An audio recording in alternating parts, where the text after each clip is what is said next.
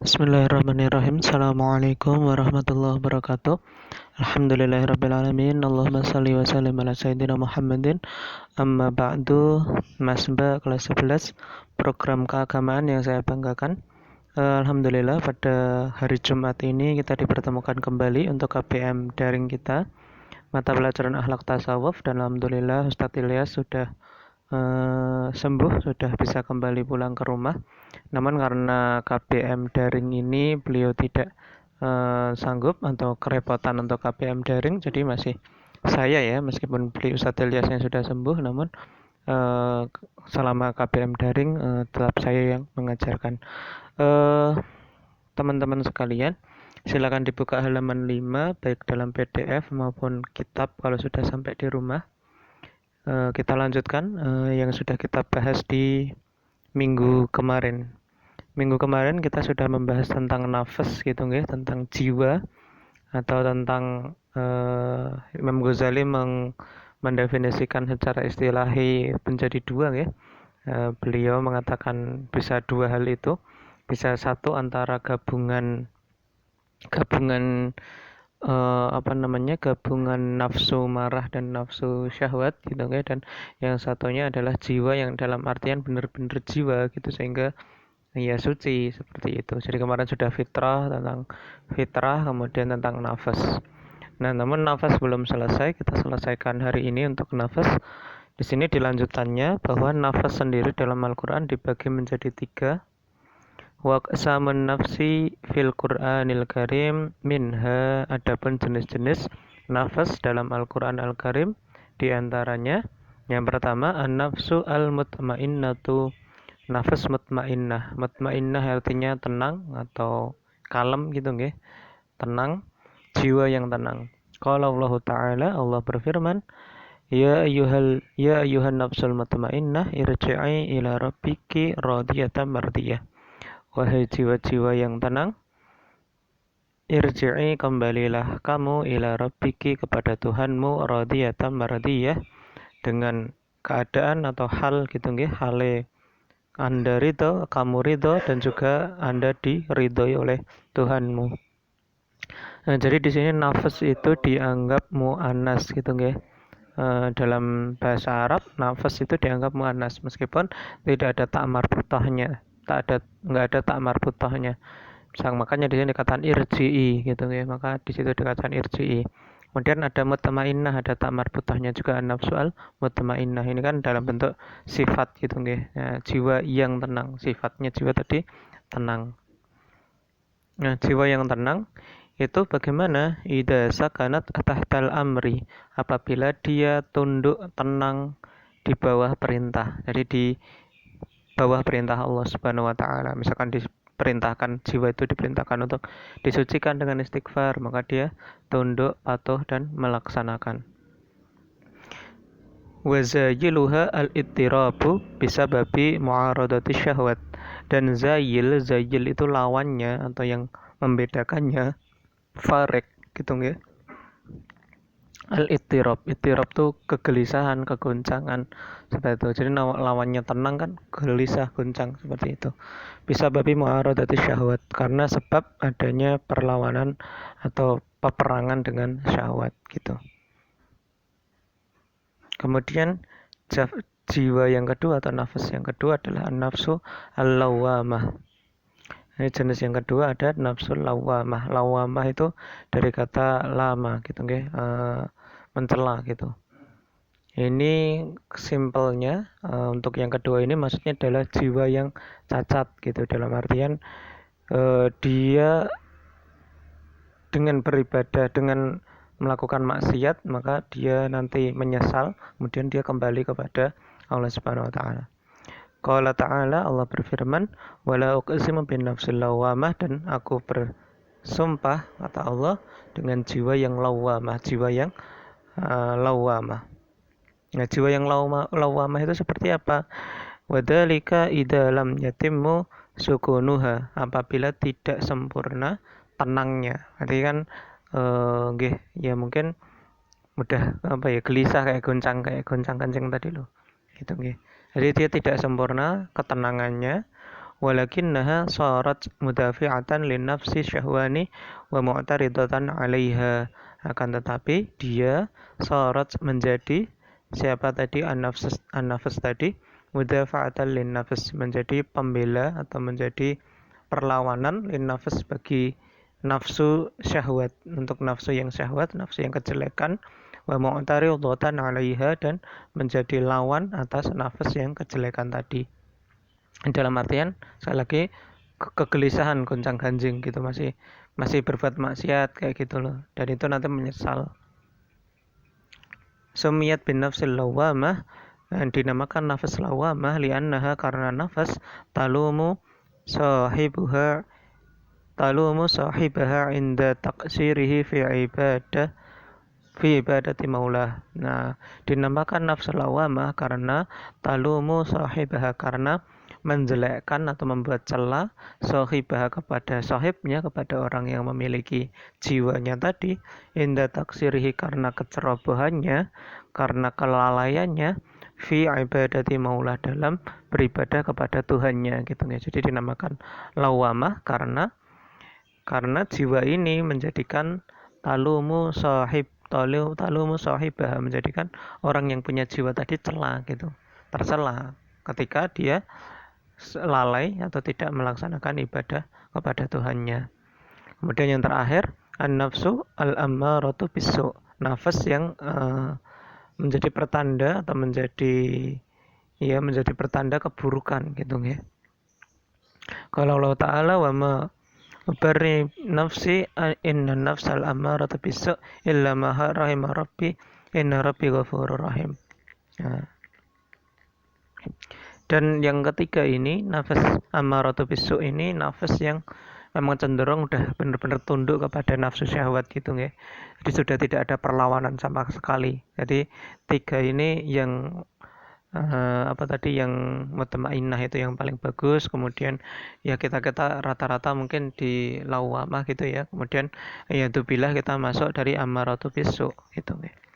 Wadhalika, dan itu intarokat al-i'tirad, apabila dia meninggalkan al-i'tirad. I'tirad itu perlawanan ya, sama tadinya. Jadi kalau nggak ada perlawanan sama sekali, wa'ad anat, dan tunduk, wa ta'at, dan taat, limuqtada syahwat, atas yang dikehendaki oleh syahwat, wa dawa'iya syaitan, dan dawai atau dorongan-dorongan setan gitu. Jadi udah benar-benar tunduk kepada syahwat dan dorongan nafsu setan gitu. Jadi yang amaratu bisu ini benar-benar yang paling jelek gitu.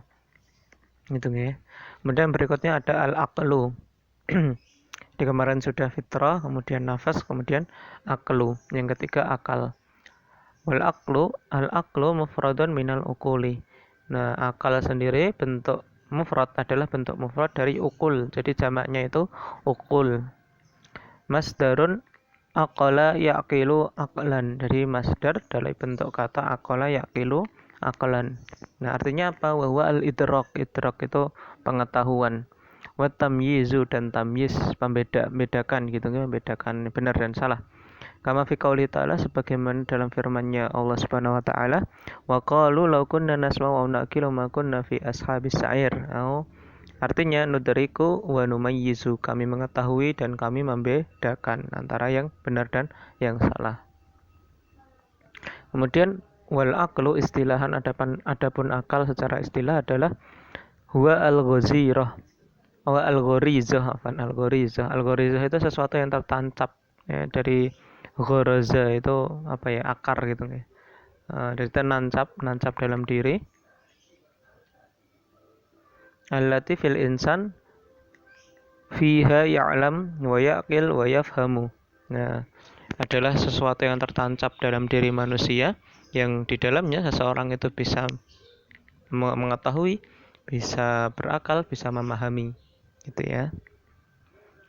Wahia kaquwatil basari fil aini, dan akal ini seperti kekuatan mata untuk melihat gitu, kekuatan melihat untuk mata gitu ya.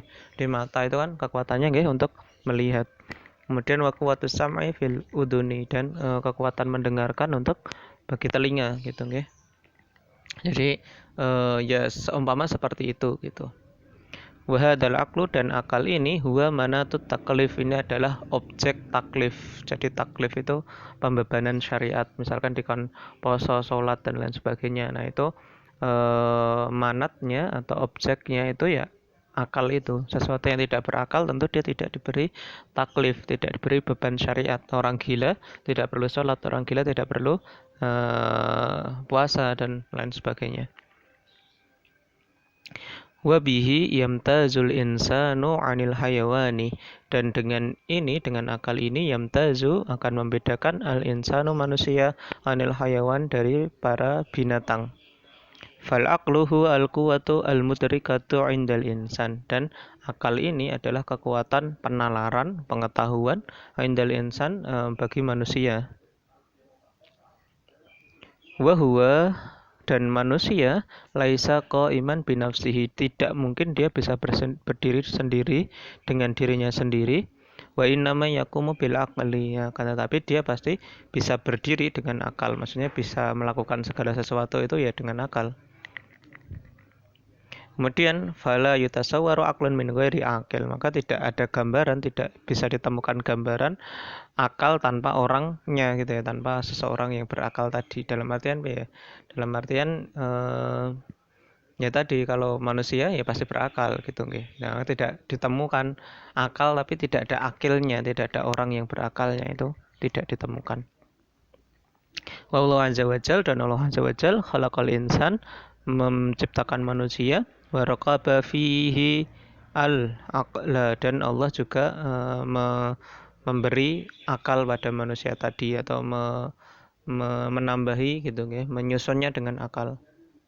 Wa amarahu ayyastahdima hadzal aqla, dan memerintahkan manusia tadi untuk menggunakan akal ini fi ma'rifatillah, untuk mengetahui Allah, wa ta'atihi, dan mentaati Allah.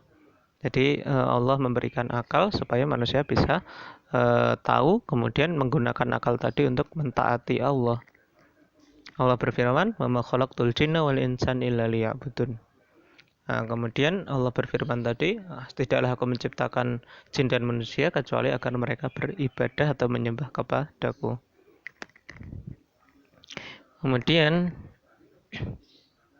ayatnya ini kemudian ditafsirkan oleh qala as-sahibul jalil tarjamanil Quran Abdullah bin Abbas. Ini maksudnya gini, berkata sahib jalil, seorang sahabat yang agung, yang beliau bergelar terjemahanul Quran atau penerjemah Al-Quran, yaitu Abdullah bin Abbas. Sahabat Abdullah bin Abbas menjelaskan, illa liya'rifun, kecuali untuk mengetahuiku gitu nih. Jadi dari kata liya'buduni ini kan di ayatnya, wa ma khalaqtul jinna wal insana illa liya'budun, itu oleh Ibnu Abbas diartikan liya'rifun gitu nih. Jadi liya'budun itu artinya untuk menyembah gitu kan, tapi liya'rifun itu untuk mengetahui aku. Nah, mengetahui itu kan butuh akal.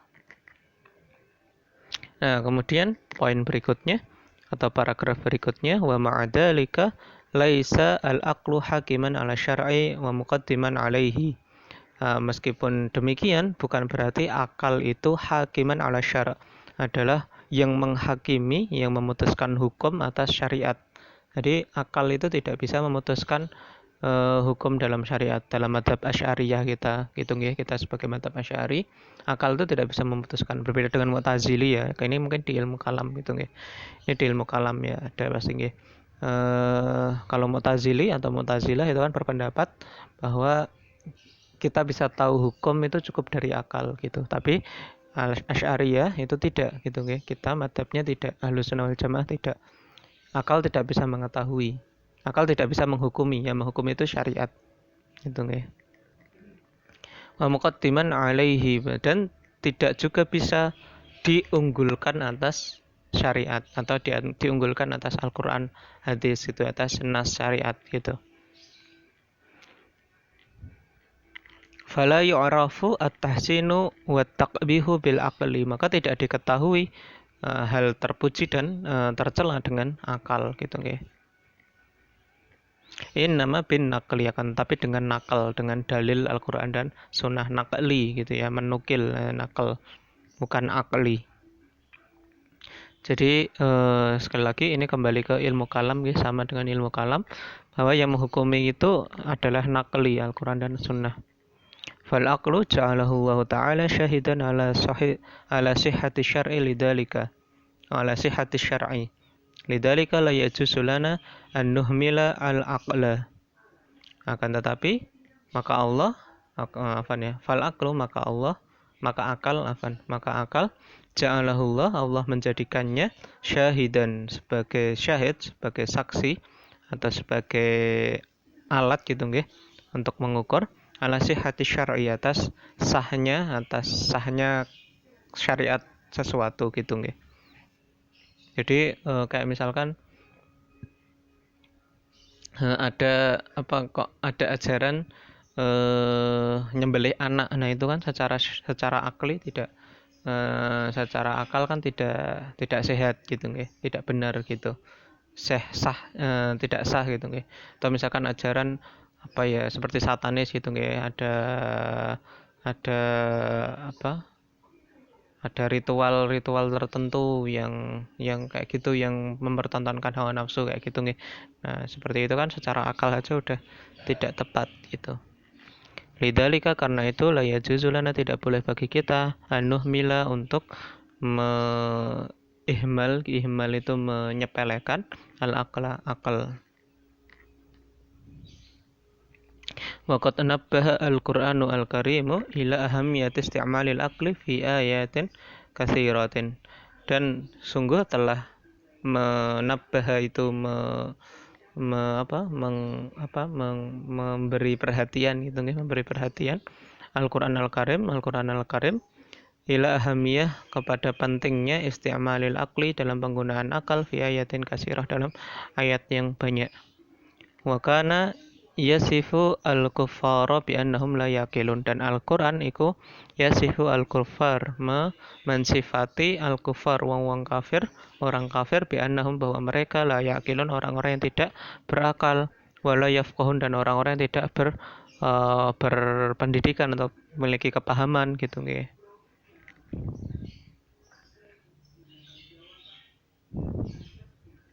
Kemudian wa kana yunabbihu ila an ayatihi la yastafidu minha illa ulun nuha wal albab wa hiya al-uqul as-salimah.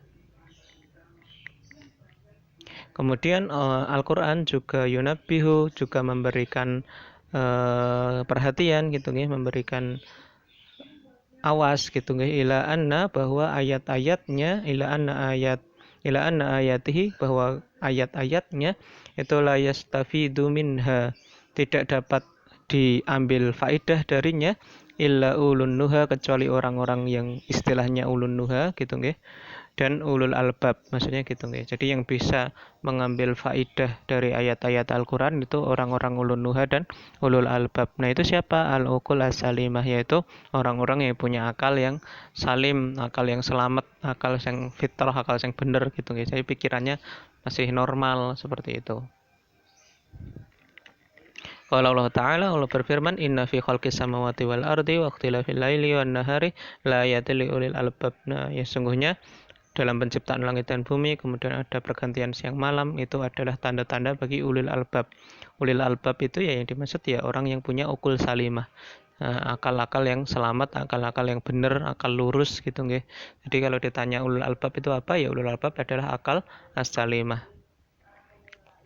Wa qaddamallahu man a'rada 'anil ayati, dan sungguh telah mencela siapa Allah man a'rada, orang yang berpaling, 'anil ayati, dari ayat. Wa ka'ayyin min ayatin fis samawati wal ardi yamurruna 'alaiha wa hum 'alaiha mu'radun. Jadi ini ayat yang menceritakan bahwa Allah mencela mereka yang tidak mau menggunakan akalnya dan berpaling dari ayat-ayat Allah. Oke, gitu ya untuk KPM kita pada pagi hari ini.